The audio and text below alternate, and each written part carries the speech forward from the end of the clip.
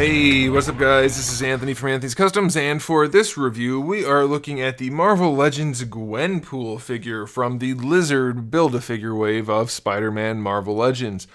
This is a figure that I think people were excited about. I'm not entirely sure, but it's kind of a cool figure. It's got a lot going on, and it comes with a fair amount of accessories, so there's going to be kind of a lot to talk about. So let's go ahead and get it off the stand and take a closer look. This figure stands just shy of 6 inches, which makes it just about a little bit less than 15 centimeters. And overall, it's pretty aesthetically pleasing. We have a lot of different tones in paint and molded plastic, and they all go together pretty seamlessly. The shin armor down here, it's hard to tell, but it's kind of like a pearly white. Then we have the socks, which are just a normal white, the pink straps. Shoes are definitely lacking a little bit of paint detail, but they're sculpted well. The legs are a nice color, and then they actually had to paint this part of the leg, and it still matches pretty well, so that's good.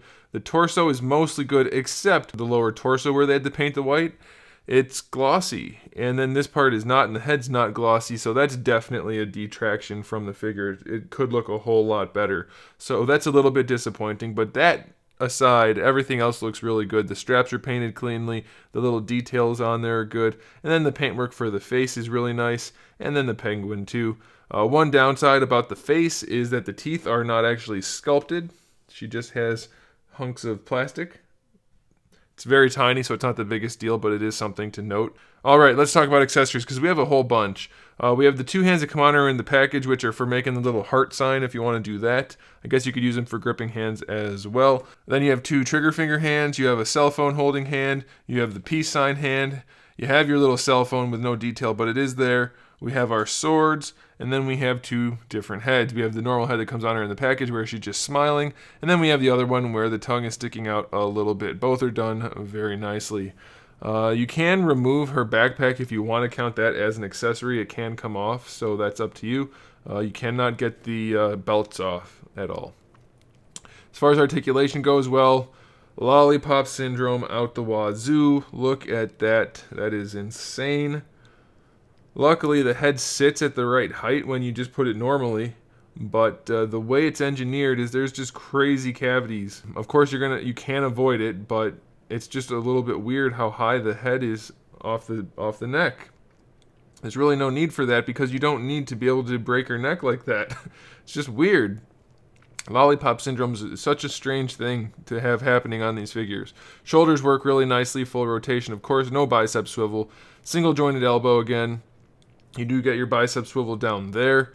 No forearm swivel. You do get it in the hand though, of course, because they're interchangeable. So there's your hinge and your swivel. Diaphragm joint works okay. It goes back one little tiny bit, goes forward a little tiny bit side to side, little tiny bit, and then rotation. So it's good enough, but it's definitely not the best we've seen. Obviously the belt is floating. The hips have not very good range going out to the sides, just good enough. Going forward, again, it's pretty limited. Going back, non-existent, so pretty basic hips.